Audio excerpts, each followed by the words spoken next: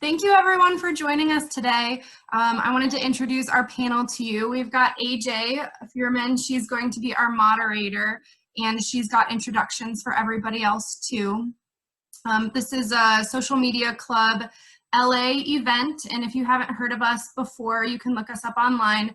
Our website is socialmediaclub.la, and you can learn more about what we are, what we're up to, and upcoming events that we have too. So I'll pass it over to AJ. Okay, hi everyone. Thank you for joining. I see lots of friendly, I was going to say faces. I don't see your faces. I see lots of names of friends and new people. It's very nice to be here. I hope everyone is safe and healthy. I am going to, well, I guess I can introduce myself. My name is AJ Friedman. I am the founder and CEO, and probably also most of the time the sole member of AJ Friedman Communications. I've been a publicist and social media strategist for almost 14 years. I specialize in independent film, but I also have worked in cable television and music and tech and lifestyle. And I'm very happy to start introducing our panelists. First up is Chase Friedman, who is the founder and CEO of Vanquish Media Group, which is a boutique digital media collective, and they collaborate with world-renowned brands and thought leaders and influencers. They often create premium branded content. They specialize in digital storytelling, integrated marketing strategy. They span across multiple platforms and genres, including entertainment, lifestyle, and education. Chase, say hello. Hello, everybody. That's a great intro. Thank you. By the way, for everyone who's wondering, in the upper right corner, you can either do speaker view or gallery view if you want to toggle that to your preference. Next up is Savannah Brentnall.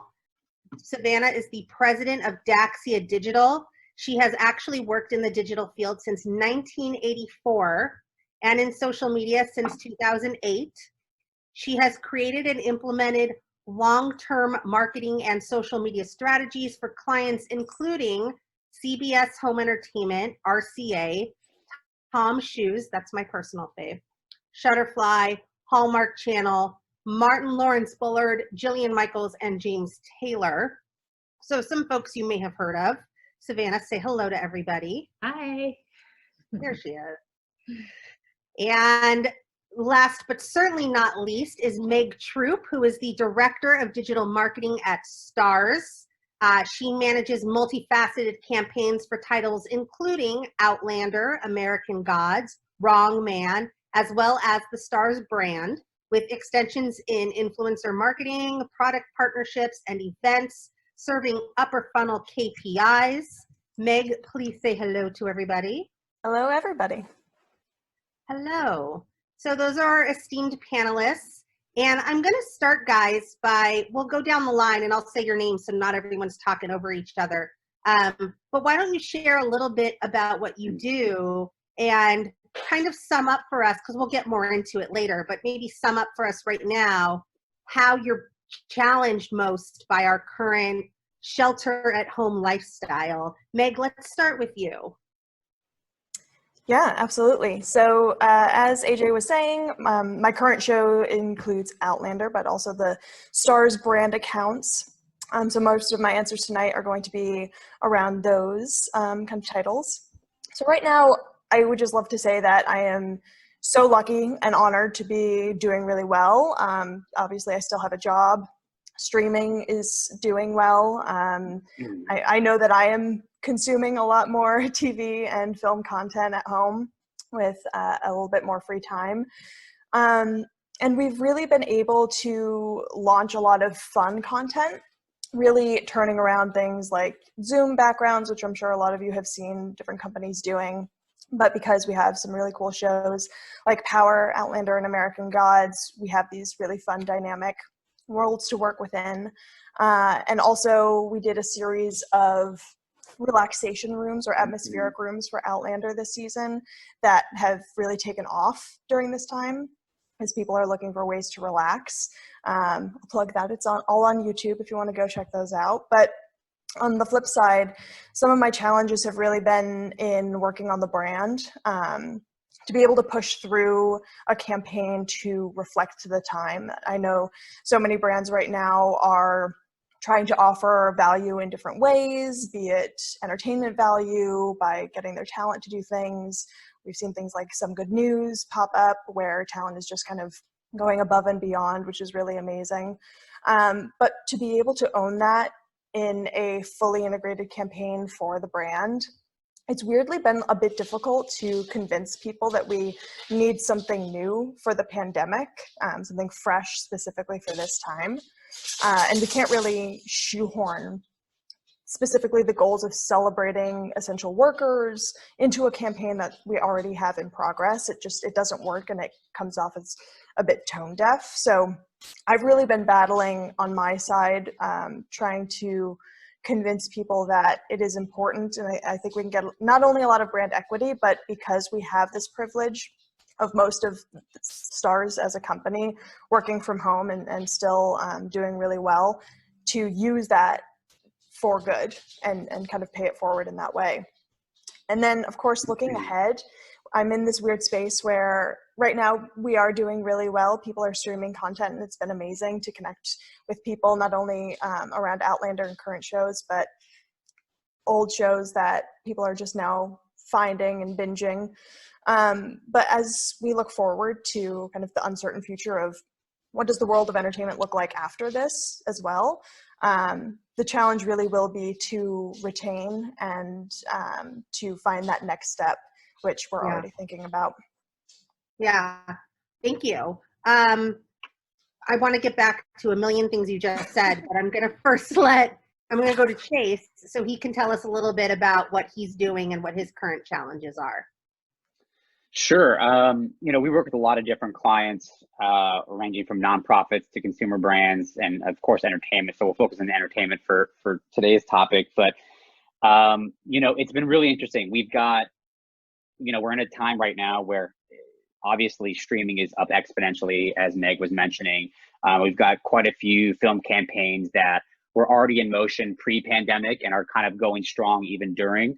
And quite frankly, what we're trying to do is also encourage, filmmakers, content creators, producers to strike while the iron is hot, so to speak. I mean, trying to find a silver lining amidst a lot of the tragedy and crisis that's going on. The reality is people are at home. People are consuming more content than ever before. And so it's an opportunity to get your content out there into the ether. But of course, that also requires cutting through the white noise. I mean, we have been bombarded with more and more content from the powers that be in the streaming wars, and with HBO Max and Peacock and Quibi all entering the fray as well. And so it's kind of this cacophony. It's what we're trying to do from a Vanquish standpoint is how can we better curate content recommendations, not just on behalf of our clients, but just as a brand. I think it's what can you offer people in terms of new and exciting discovery they hadn't known before. Obviously, a lot of people are going back to nostalgia on reruns of shows, and I don't know if you guys have seen like the Goonies cast get together and all that, and that was a blast. Which are awesome. But I think it's really special to harken back to what we loved and kind of refreshing that back into the mix, while also kind of providing a little bit of exploration and discovery and levity to the conversation. So we do these kind of mixtapes, if you will, different recommendations for different content and apps and different types of media out there. So giving people something a little bit more enjoyable to chew on versus trying to hit them over the head with ads and sells. I mean, yeah, we just don't have the time for that right now. So. Right. Yeah, Savannah, how about you? Your situation is particularly interesting, I think.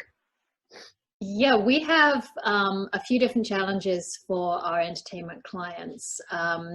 One of them, we're dealing, our main entertainment clients fall into either the home entertainment, Blu-ray, DVD, that sort of thing, and then the musical world. So Chase, if you bring up those slides, one of the challenges that we faced for one of our biggest clients, which is James Taylor, is that we had to postpone 31 arena dates in the US and Canada. And the problem is, we then we don't know when it's safe to reschedule those dates. The dates generally for an arena tour have to be booked very, very far in advance. And there are a lot of other acts also trying to reschedule for sometime late this year, early next year. We can't actually put a pin in anything and announce it to customers until we're absolutely sure it's going to be safe. And then when you start getting into 2021, now you're running up against the things that have already been scheduled at those arenas, because there's only so many arenas to go around in the US and Canada. So from the digital point of view, we now have a big customer service issue too, because we have to deal with a group, large numbers of customers who want to keep their tickets because they got really good tickets and this tour sold out really fast. So if people have, front of the orchestra seats, they want to hold on to them, then there are other people who really need the money right now. So trying to negotiate between the fans who we want to keep happy and Ticketmaster and Live Nation and so on. So that's the first challenge that we run into. Also with musical acts, if they're not touring, there's now a whole host of support staff that had reserved all of this time, all of the road crew, all of the band, all of the mixers, everybody like that. Plus, this tour happened to coincide with a new album release at the end of February. So all of our marketing all year and for a couple of months of last year had been building towards this new album and this tour. And all of a sudden we've built all this demand and now we can't fulfill it. So that's been a challenge, and that's something we're still trying to work on. All that we're trying to do is try and just put ourselves in the position of the fans and say, okay, we feel horrible for you. Send us the information. If necessary, we will contact Ticketmaster on your behalf and intervene for you because you need the money right now and you need to get a refund. But it's not an ideal situation. No, not at all. I'm sure everyone listening who's even remotely experienced Ticketmaster can only imagine what a bane to your existence that must be. Not my favorite thing to do, but we at least have a little better luck with them than the fans do. But it's a difficult situation all around. Then for some other clients, like for example, CBS Home Entertainment, for them, Chase, if you go to the next slide, they have physical media. So of course they're running into Amazon delays. So the shipping delays that are affecting everything from Amazon are affecting the core of their business, which is all physical media. CBS Home Entertainment is all physical media. So for them, we had to move up all of our paid campaigns, which would have run in May, June, July this year, to now we had to push them to open the pre-orders early on Amazon and start advertising to take advantage of that pre-order window, because generally if somebody has pre-ordered, those will be fulfilled. Nobody has any idea what will be in stock by release date.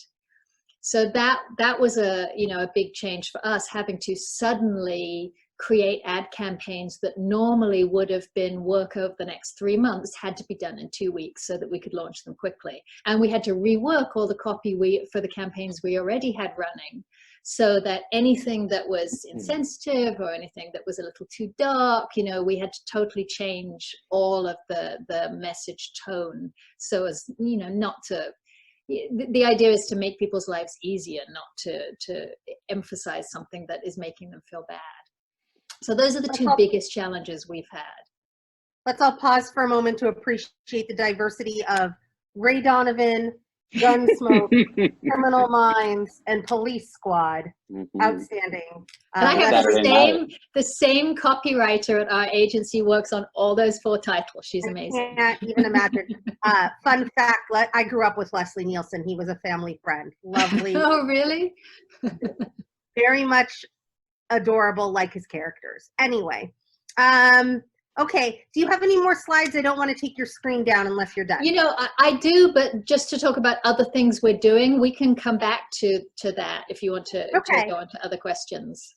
Okay, great.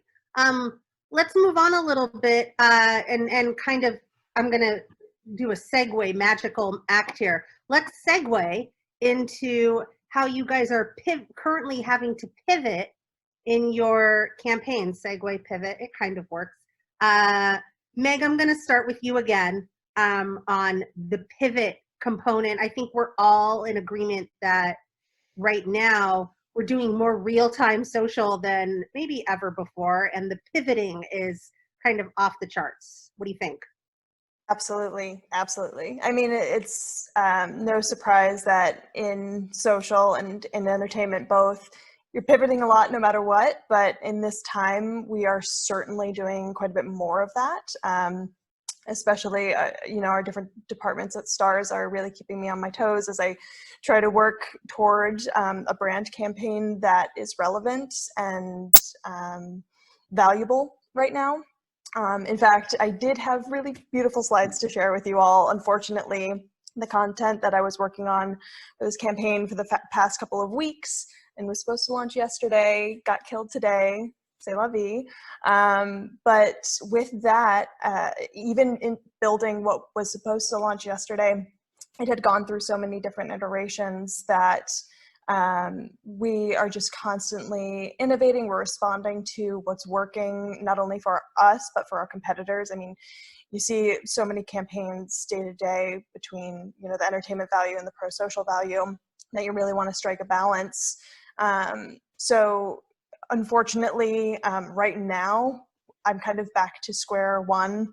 And tomorrow morning, I get to have this really great brainstorm on the next vision of a brand campaign that makes sense. I think also I'm having a challenge at STARZ where so many people want to be reactionary to what's happening today. They want to learn and act really quickly on different campaigns that we're seeing in the market right now. But to be honest, I'm finding that with everything changing so quickly, the one hopefully thing that we know is we'll go back to normal at some point. And what does, you know, 2 months from now look like? What does it look like when everybody goes back to work and maybe doesn't have the time or the desire to stream STARZ from their phone on their morning commute, or they don't have as much time to binge a show that's been, you know, in their queue for the past several years, like Black Sails.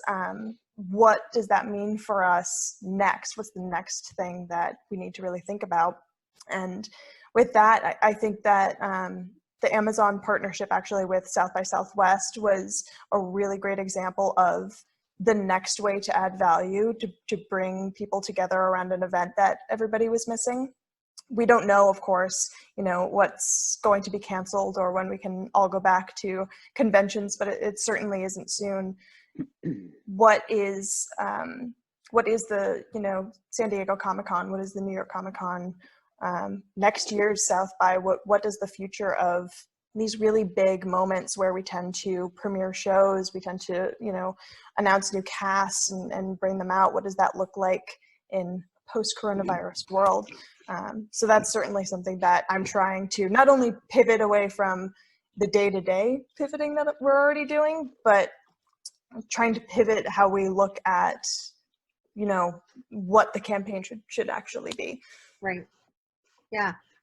Chase, how about you? You work with a lot of independent films as well, which must be pretty tough to manage right now. I mean, everyone out there in the press is talking about how these major theatricals like Trolls have been affected, but no one's really bringing to the forefront what indie films are going through right now. How are you having to pivot your day-to-day with those types of clients? No, it's a good question. I mean, quite frankly, again, trying to find the opportunity in this, right?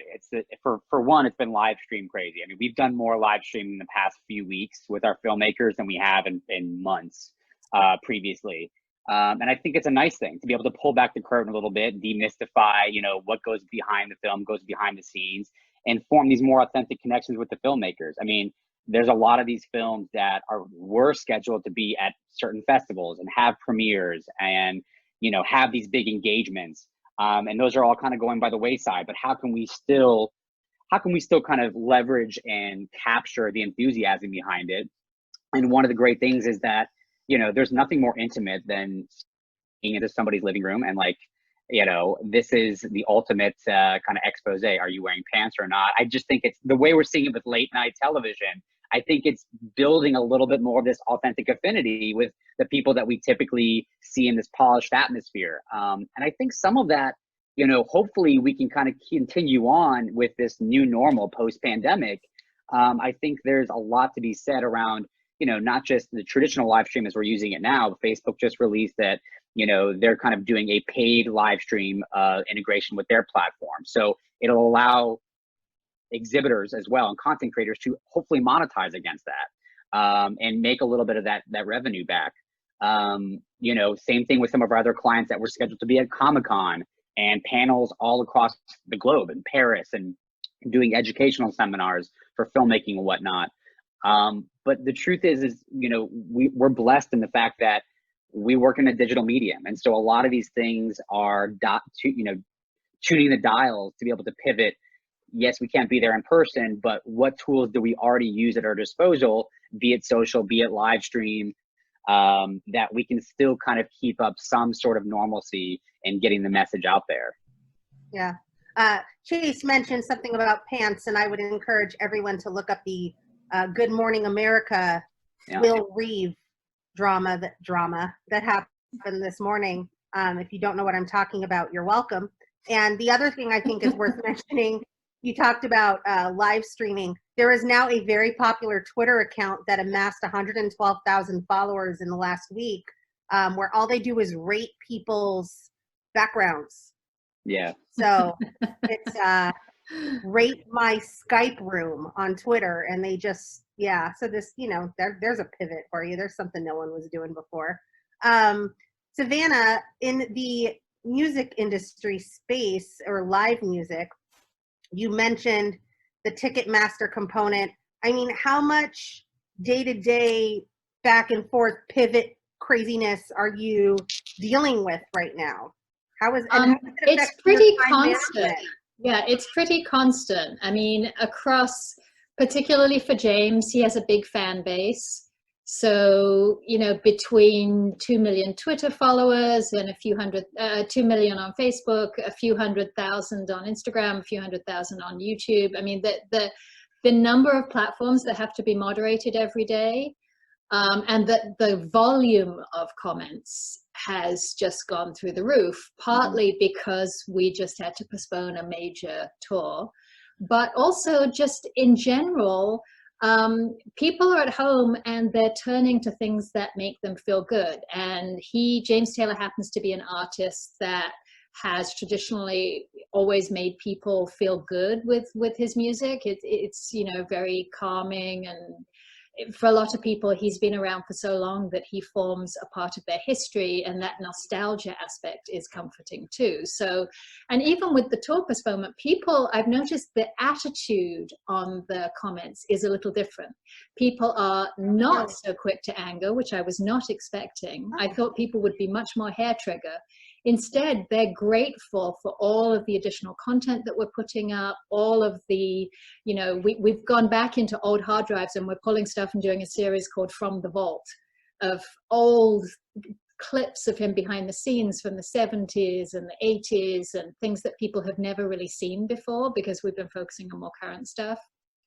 But the tone of the comments has been about, you know, thank you for taking me away from what's going on temporarily. And even the people who are having issues with Ticketmaster have been so respectful of our efforts to help them with that. And usually the moderation, people are much quicker to complain about his politics or to complain about something they don't like. And we're not seeing that as much as we usually do. There's much more of a sense of unity around a beloved music genre that makes people feel better. How does it affect him that he's currently a mentor on The Voice, which is airing brand new episodes still, which I'm sure was to promote his tour and new album? It was. But is now kind of turned into something. I mean, there's very little new broadcast television on right now, so I think The Voice's ratings are really high. It was the number one. It was the number one. Both episodes were number one in their time slot, 10 million and 9 million viewers respectively, which in this day and age is huge. Is that increasing any confusion or dialogue for you on social? What it's doing is we quickly, when we saw what the reaction was to the advance news, the moment we posted the teaser showing that he was going to be the mega mentor, everything just went crazy. So we quickly put an ad campaign in place targeting only fans of The Voice and only people who are not fans of his on any social platform. So, and put the messaging not so much around buy, but completely pivoted to streaming only and messaging around, you know, music that makes you feel good and it's a hug for your ears and that kind of thing. And it opened up a whole new audience for him. We saw the demographics on a lot of the social profiles, the age drop quite a bit. He's always been an artist that people grew up on, and so we often get 2 or 3 generations of people attending concerts, but we did notice a huge spike after The Voice for sure. Interesting, very interesting, and how smart to go after specifically The Voice audience in your social, which is actually, that's a really good way to transition into my next question, which you just, Savannah, already kind of answered. I'm curious what has surprised everyone the most about your audience's behavior on social media in the last month and a half. Savannah just mentioned that they're not as quick to anger as you would have suspected. Meg or Chase, either of you want to chime in here as well? Absolutely. And actually, I think both Savannah and Chase have already mentioned nostalgia. And that's absolutely something that we're seeing, and I wasn't necessarily expecting, but, you know, in hindsight, makes perfect sense. We're seeing so many people organically bring up, you know, movies like 13 Going on 30, Pride and Prejudice is performing really well on our app. The other day, Nerdist had an article about how everybody needs to stop what they're doing and watch Party Down because it is the least stressful show out there. It's awesome. We all love Party Down. If you haven't seen it, I mean, Nerdist is absolutely right. It's such a delight, but to see organically, and we get these daily app reports to see what's performing well, so we can kind of, again, pivot our social content, and we're really seeing this major throwback to some classic favorites, all of which are super easy to watch, really fun, a lot of rom-coms, and I know that's what I'm watching, which again, like in hindsight, makes a ton of sense, but to see it reflected so specifically in not only the engagement when we share those types of posts on the STARZ brand accounts, but also in our app data as well, it's been really wonderful. Unfortunately, this does mean when we have releases like a documentary called Generation Columbine that we premiered last week did not perform super well. Once we went into quarantine, we assumed that title was going to be deprioritized, and we did see not a lot of people wanting to watch that sort of thing right now. It's a brilliant film, really well done, but given the choice between something like Pride and Prejudice and a documentary on gun violence, right now, people are certainly favoring one over the other. Yeah, just to build on top of that, I think, again, what Savannah and Meg are mentioning is spot on. I think obviously more time spent, more engagement, more leaning in, more positivity. But what's really interesting is audiences are speaking, and brands are actually listening and pivoting to that, right? There is so much more of an emphasis on brands, on providers to be immediately reactive to the things that consumers are demanding and asking for and seeking. And that's what's really special about this is not that they're tone deaf ordinarily, but brands get into this kind of this narrow track about this is our planned campaign and message and narrative, and we're not going to derail too much. It's forced a lot of these brands to be a little bit more agile and nimble in speaking to the times and bringing things quicker to VOD, right?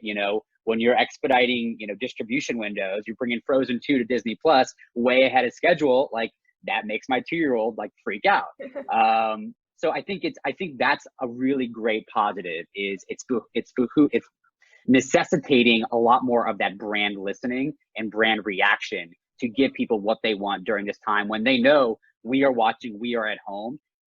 If you can provide even just a little more incremental joy or satisfaction outside of the typical rules and regulations and windows, like that's a huge benefit. So when you talk about that, and Meg also, when she mentioned the nostalgia factor, and this is influenced from a question I've got in the room from Chris, are there any specific tactics you can cite for us that you're employing to encourage more time on your particular products, for lack of a better word? With Meg, it might be like STARZ, the network, or the app, or with Chase, your clients, or even Savannah. I mean, you're talking about the nostalgia factor. Are there any tactics you're using to leverage that? Any of you? Yeah, for me, I will say that because I'm more on the upper funnel side of the business, we do a lot of that organically when we see things performing in the app, when we, see that those nostalgic movies or shows are performing well. We'll remind everybody, oh, hey, make sure, like, if you like Pride and Prejudice, you also might like this, just offering them more content that way. But in terms of the broader business, we are putting a bigger emphasis on our direct response campaign, where we are pushing that app. We're pushing the STARZ app that you can, use without having cable. You can just get it a la carte, which is great. Not like everybody needs, another app in their lives when so many are releasing, but people do tend to know STARZ as the place for movies and these really high quality shows like Outlander, which now you have the time to maybe invest in. But we're also seeing a really great response on offers as well that our DR campaign is really pushing. So right now we have a $5 a month for 3 months offer that's out and performing super well, especially because you have your Quibi now, you got the Peacock coming up, you have everything. Nobody worry, we're going to get to all of that. Yeah. Yes, but I think it does help. Unfortunately, we can't offer a ton of content for free, but where we can, in terms of our premiere episodes, we've been pushing that to get people into our content. But when we can have an offer live to help people out, especially for hopefully the 3 months, I don't want to knock on wood or something, but to kind of get us through the rest of this at a more affordable rate, because I know some people do think STARZ is on the pricier end. Oh, really? Interesting. I'm a slave to television. I always have all the channels, and I don't even know what they cost. That's so terrible. I'm the only person who. It's a necessity. For us, I feel like it's just food, water, television. We're good. I'm the only person who cut streaming and went back to cable. So yeah. There's a new stimulus check for that. Savannah, were you doing anything with like specific? You said you're reaching back to the vault with your clients, like Hallmark or CBS. Are you seeing a lot of people looking for like that comfort food television? It's interesting. With Hallmark, definitely. And what they have started doing, which I think is really smart, is they started running Christmas movie marathons, because they've always been known as the Christmas channel. They own Christmas. And they often, these days they do 30 to 40 new original movies every Christmas across their 2 channels. Mm-hmm. And it's their biggest time of the year for advertising revenue and for viewership and everything. So, and it's the thing that everybody looks forward to with Hallmark Channel. So to be running Christmas marathons now, where it makes you instantly feel like you're in a happier time, I think that's so smart to be doing. Right. Love that. Just hearing about that makes me happier. That's amazing. I know, right? Yeah. Bring back Christmas. For me, I feel triggered. I worked at Hallmark for 4.5 years. Now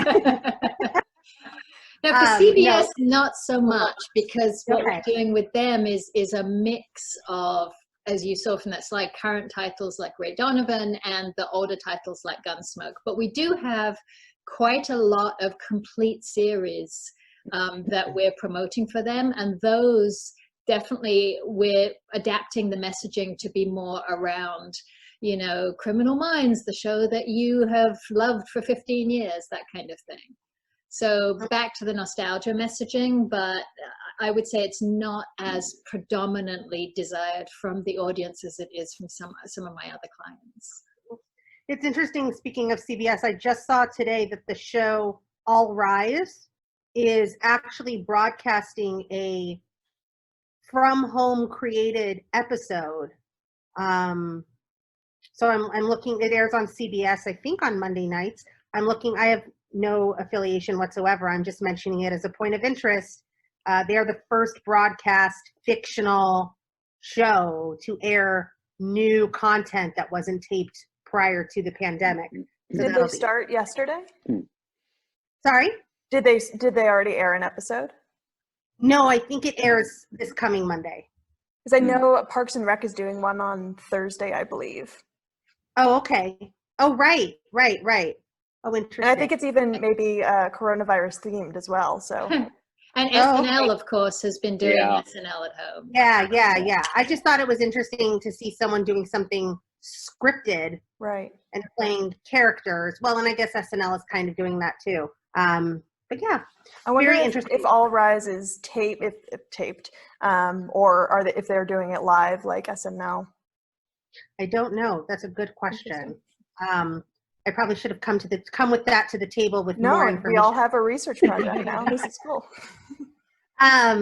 So guys, and speaking of these prominent brands, what do you guys and we're talking about All Rise and Parks and Rec, what other brands are you seeing out there right now, entertainment wise, that are really kind of nailing their quarantine content, or conversely, who is tone deaf and totally failing at it? Let's call them out. Come on.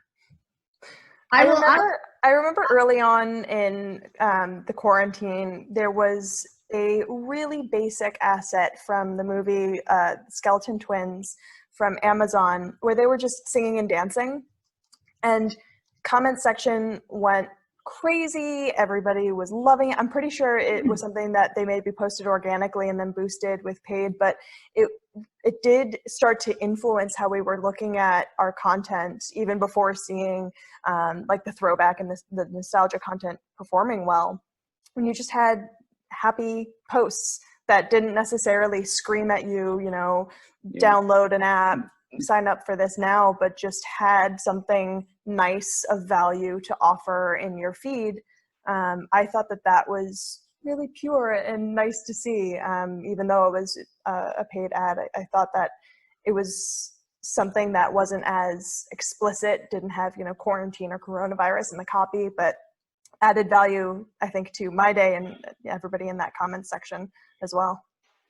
Yeah, I think one of the cool things that I've seen from Netflix is, and again, it's like through gritted teeth to like compliment Netflix, but I think they've been doing a lot of like live table reads for a lot of their shows.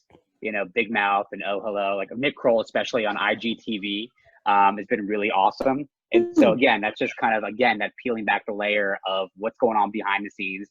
And the actors are doing table reads from their kitchen, from their bathrooms, from their living rooms, and there's kids running around. But it's such an awesome proxy to see the shows that you love just completely dressed down, like SNL is doing, obviously. Yeah. And they're embracing that. They're not trying to polish it up too much. And so that's what's been fun, is the behind the scenes element of how can we still keep the engine going for whether it's new or existing shows that have audiences, and feeding them new and interesting things. Because look, a lot of these shows have scripts ready to go, ready to be shot. They got put on ice with a moment's notice, and they're finding little nuances and means of still kind of peppering and feeding people new and fresh content, even though it's obviously not the fully produced show. Right. Don't you find though that those less polished table reads and things like that are actually way more interesting to watch than the super polished ones? Yeah. I love it. And it's weird without like the laugh track cues, last week tonight with John Oliver, like listening to him and like it's dead silent, and like, do I laugh? Am I not laughing? Am I laughing with him? It's a very different vibe and experience to see it dressed down like that, Stan. Yeah, I also like a lot of the late night talk show hosts, well, most of them have gotten their children involved. Even John Krasinski, who's become massively successful with his SGN, Some Good News show, takes every opportunity to praise his children for creating his logo and his branding. And so I think I actually tweeted that when all these late night talk shows come back to normal broadcast, the first guests they have on their show should be their kids. Like they should all just That's a great idea. They should all just bring their kids out. It's so freaking cute. So Yeah. Can anyone cite anything that was particularly tone deaf? I know the LA Times actually put money behind a tweet yesterday that was like, look how the rich and famous are spending their quarantine on their mansions and yachts. And everyone was replying, no one wants to see that, right? So like anything like that you're seeing that, you know, we're all sick of seeing loungewear advertising. Yes, absolutely. And I know early on we had that that horrible train wreck of an Imagine cover from celebrities in a similar way. Oh, the Gal Gadot. Like just singing their sad hearts out from the top of their mansions, which thankfully I don't think we've seen repeated. Now we're definitely getting the more earnest, adding more value with SGNs and et cetera of the world. But to be honest, I haven't seen a ton of massive failures otherwise.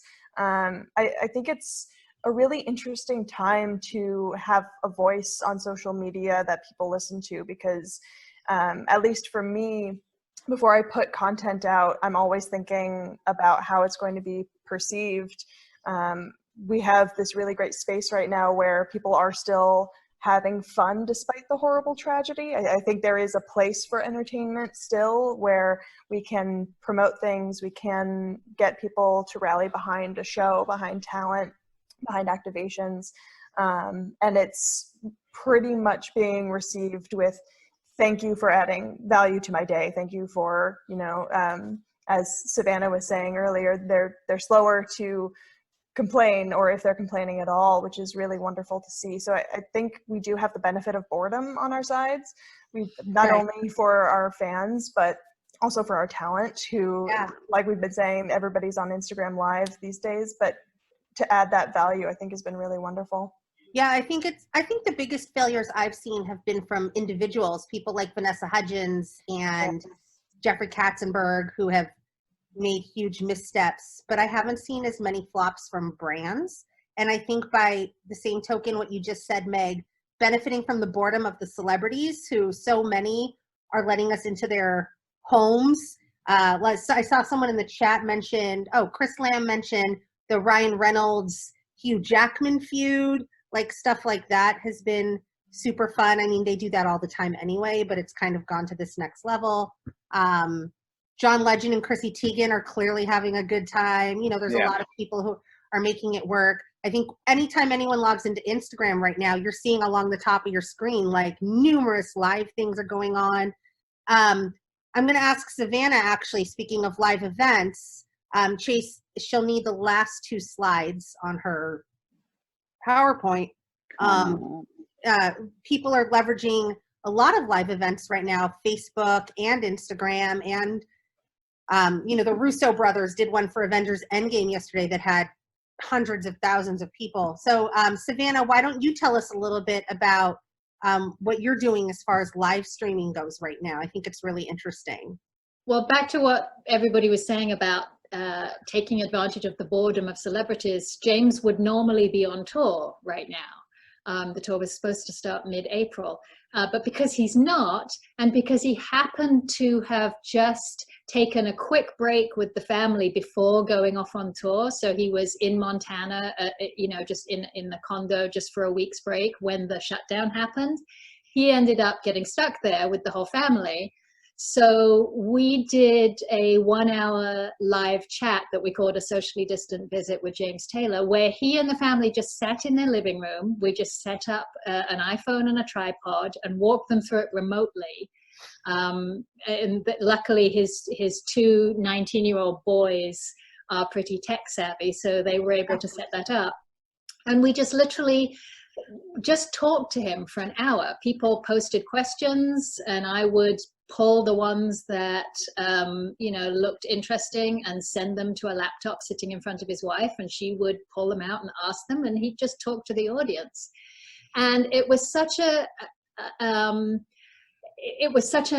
unpolished and heartfelt thing that people loved it. And the interesting thing about that, I think we may end up doing more of these even when this is over, because the thing that we noticed is you know, maybe our maximum number of live viewers at any one time was only 11,000, but that content had such a long life after the actual live stream. We ended up reaching, you know, almost 960,000 people on Facebook, you know, 62,000 comments. We got another almost couple of hundred YouTube views just from putting the live video up unedited on YouTube after the event was over. And it still continues to rack up views. So what's interesting is that people are so interested in having this content that it has such a long life. We could even chop up pieces of it to use at some point in the future.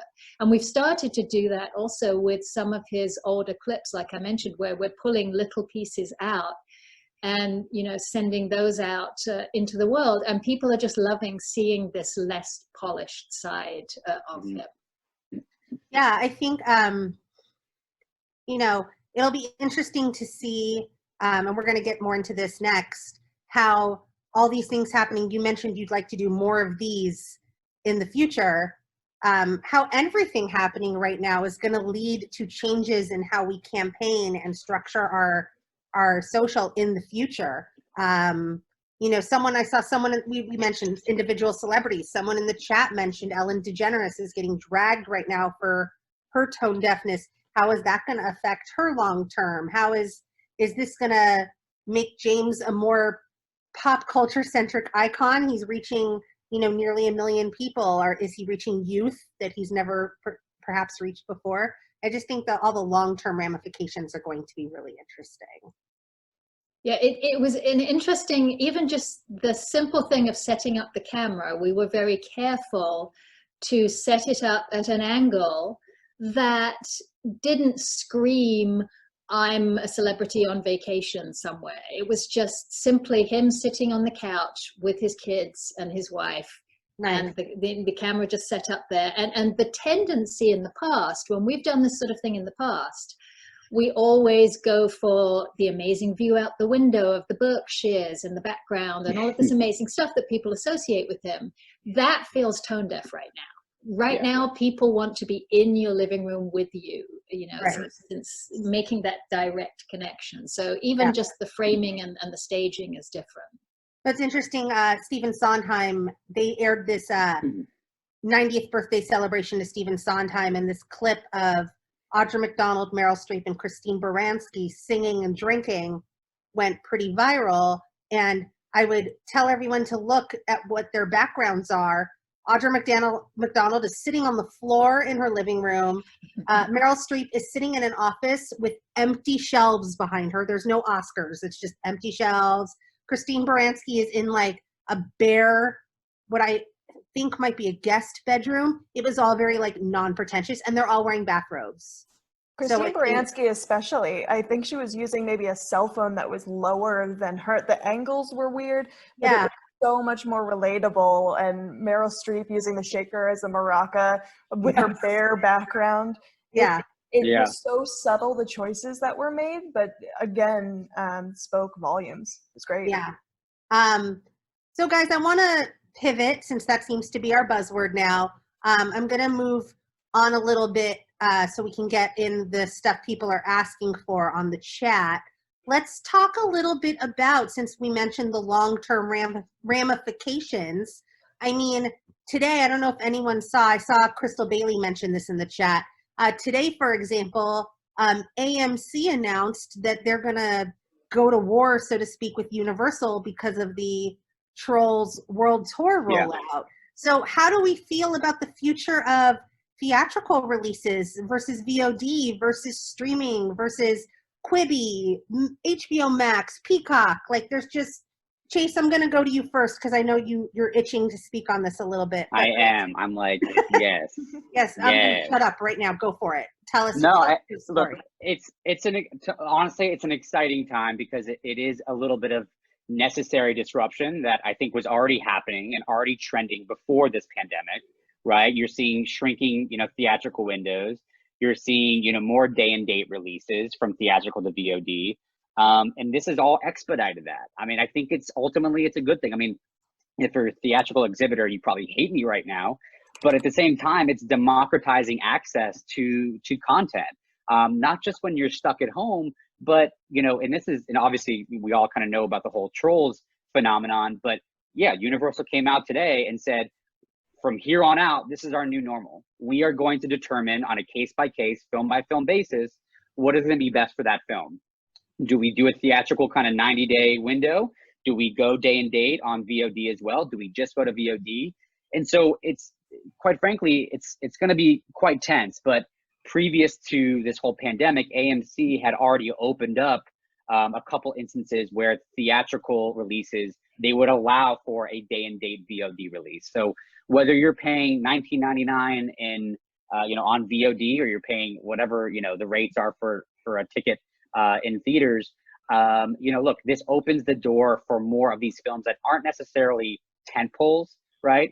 Your Marvels of the world, your big action blockbusters, they're always going to have a home, and it's going to be fewer, more of those predominantly for exclusive theatrical.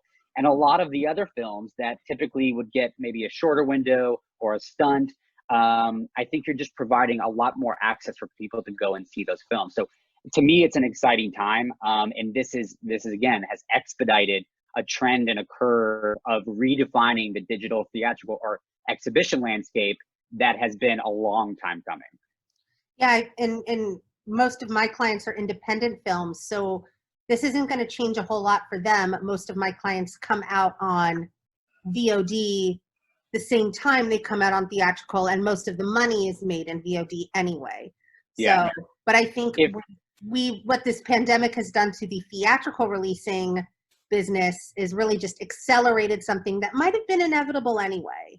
Do you mind if I just share a slide real quick and just a couple? No, that's why I went to you. I knew you had this. Just because this is just showing what has been occurring prior to, COVID pandemic, right?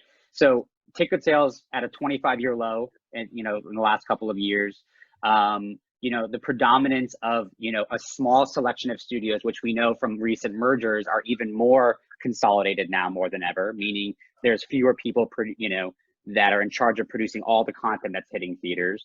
And then once again, you're seeing last year alone, a third of theatrical sales came from just 10 films. And I'm sure we can all name and know what those films are, right? So once again, I think it's just diversifying the palette from those films that otherwise are getting dominated at the box office from these big tentpoles, and giving, audiences predominantly more of an opportunity to engage with them sooner, more immediate return. And look, based on just the initial numbers that are coming in, Trolls again being the outlier, I don't think they're going to take much of a hit in terms of overall kind of gross revenue. If anything, it's allowing them to kind of flex on multiple windows simultaneously for a longer term run. I think it'll be. Oh, sorry, go ahead. I was just going to say, I think I also saw today that the Academy is making an exception this year. Yes. To allow for streaming videos to be eligible, which I think is so interesting. A lot of the articles said it was a one-time only thing, but to see how accessible these movies are, and the success of this past year's Oscars and how diverse a lot of the winners were, I think it really does open up not only for the audience to have more accessibility, but for filmmakers to feel like they're still being given a shot at something like an award. Yeah, I mean, maybe that'll be one of the pros of quarantine. It'll open up the playing field a little bit more in all industries. I think I had never, I mean, maybe I'm old and cranky, but I had not heard of D Nice before the quarantine. And now I think a lot more people know who he is. And if you don't, just Google it. But I think this has put a lot of things in people's minds that wasn't there before. Guys, I want to make sure we're running out of time because there's just so much to cover in this space. So I apologize if we don't get to your specific questions. But let's see. I'm looking at the other questions that Jamie has kindly sent over to me. What about paid social, guys? Let's talk about that really quickly. Are we seeing a decrease or increase in reach doing paid social compared to organic right now? How is that shaking out for everybody? Savannah, let's go to you. For me, I still have a fair number of paid campaigns going on for clients, particularly for CBS Home Entertainment, for James Taylor, for one of my interior design clients. I've noticed that in some cases, for my CBS, the price seems to be going up because obviously all of the people we're competing with, all of the TV channels, all of the networks, they're all advertising to get the word out about the way they've pivoted to streaming. So there's more competition for those eyeballs. But some of my other stuff, for example, the James Taylor stuff, we've been getting crazy click-through rates at really low costs per click. And so we're doubling down on that. You know, obviously we updated the messaging to be sensitive, but there definitely seems to be in certain categories a lot of ad inventory available right now. Yeah. Awesome. Chase, I saw you vigorously nodding. No, I mean, we're seeing the same thing. I mean, right now you're seeing overall ad spend kind of decrease a little bit. People are being a little bit conservative in terms of how much they're allocating. You know, so in certain instances, you know, you're going to see momentary kind of dips in CPMs and being able to access more folks. But, you know, in the industries specific to entertainment and marketing content, for example, there's obviously an onslaught of that. So there's a bit of a seesaw effect, right? You know, non-essential brands are reducing marketing spend right now, whereas entertainment, whether you want to call it essential or not, I think it kind of is at this point in time, are ramping up.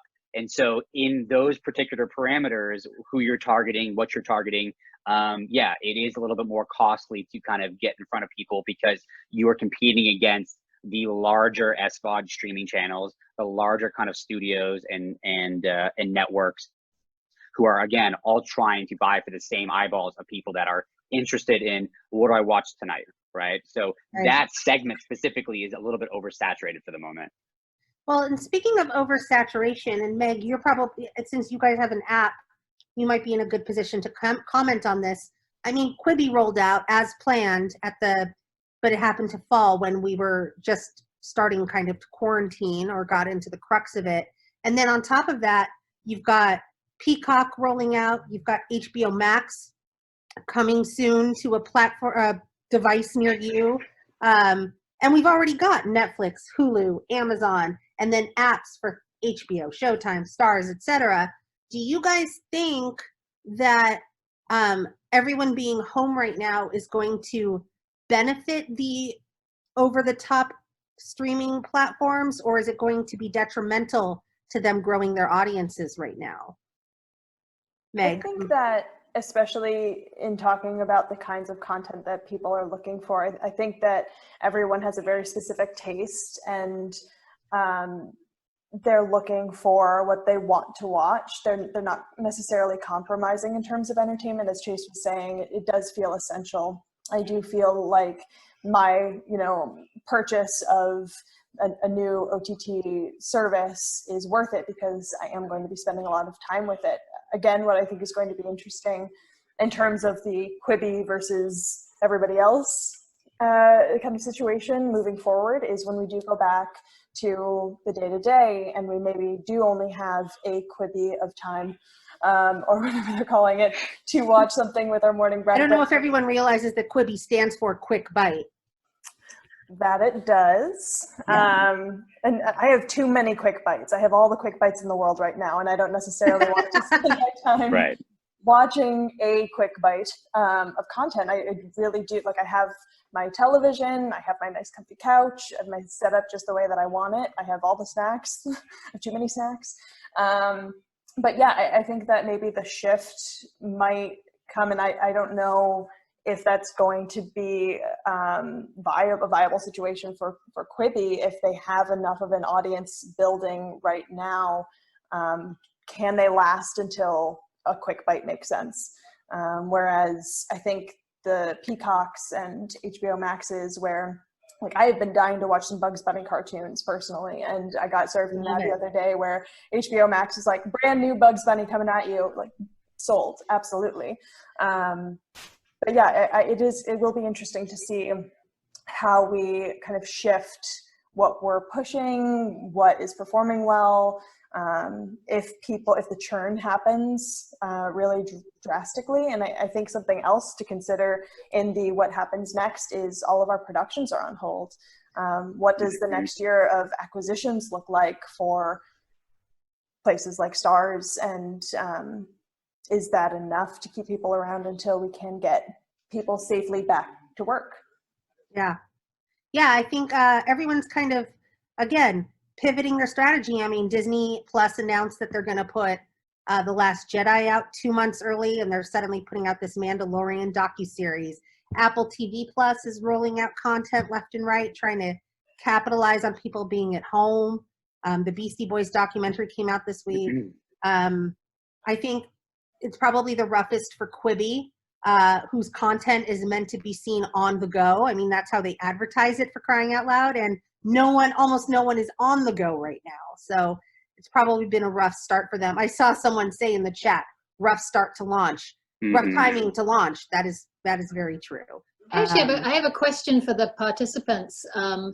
How many people are actually consuming short form content like Quibi because you're distracted, or you can't pay attention for long enough, and versus how many people want long form content that can completely take you away from your situation for an extended period of time? I'm really curious how people feel about that.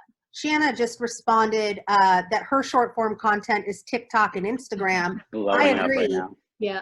I was never on TikTok until the quarantine because I didn't need another platform, and now I am. TikTok weirdly has become long form content for me because the app is so brilliantly designed that you can't really get out of it. There's nothing to distract you besides the next piece of content.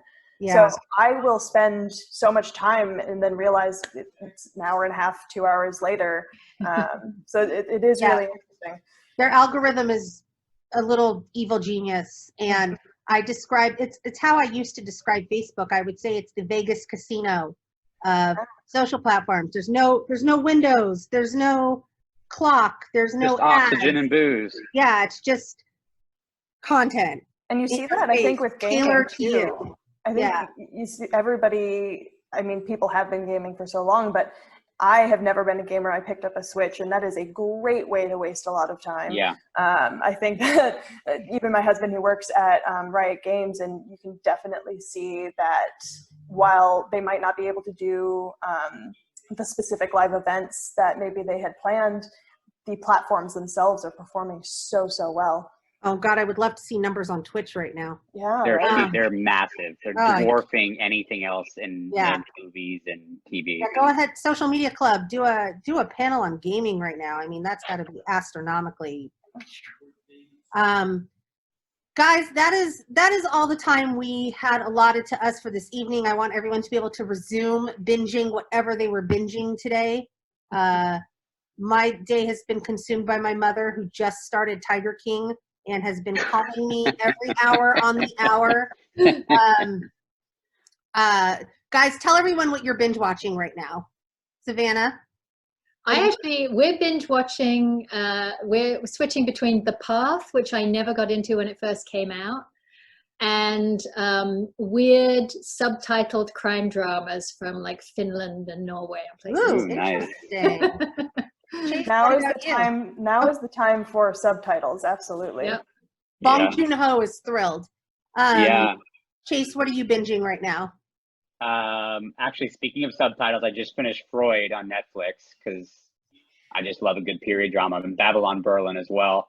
And we just started Mrs. America with Kate Blanchett on FX. So I'm stoked for that. But honestly, I get paralysis by analysis. I sit there and I get anxiety about what am I going to watch tonight, and is it the right choice, is it the right mood, what am I wearing, what is my cocktail du jour? So it's it's tough, but there's just so much great stuff. We're spoiled, and I guess now is the time to be spoiled.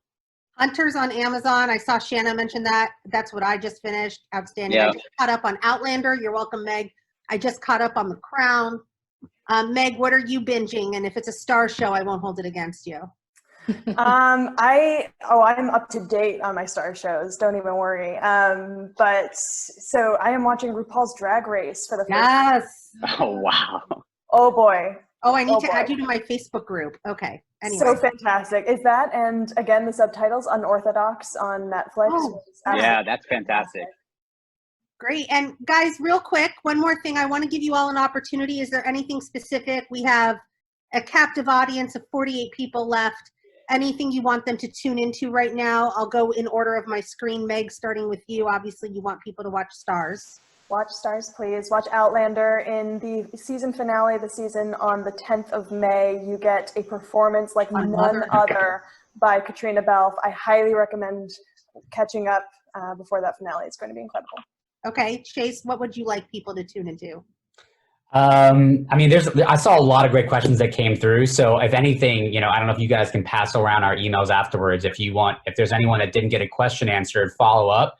Or if you have a piece of content, a film, a TV show or a brand you're trying to get your message out there, I guess check us out on our website, www.vanquishmediagroup.com.